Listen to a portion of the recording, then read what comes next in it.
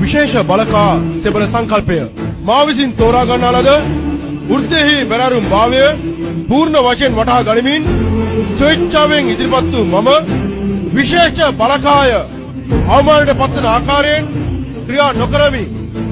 සටනේදී තනිවුවත් අරමුණ සම්පූර්ණ වන දෙක් විශේෂ සෙබළෙකු ලෙස තනිව සටන් කිරීමට මා තුළ ඇති හැකියාව නිරතුරුව පෙන්눔 කරමි. මාගේ මෙවලම් වල මනා පරිහරණයද මාගේ බාහිර පෙනුමද අන් අයට ආදර්ශයක් වනු ඇත. කිසිවිටකත් සතුරාට යටත් නොවන මා දුවල්ලත් සහෝදර සෙබළුන් සතුරාදර පත්වීමට ඉඩ නොතබමි.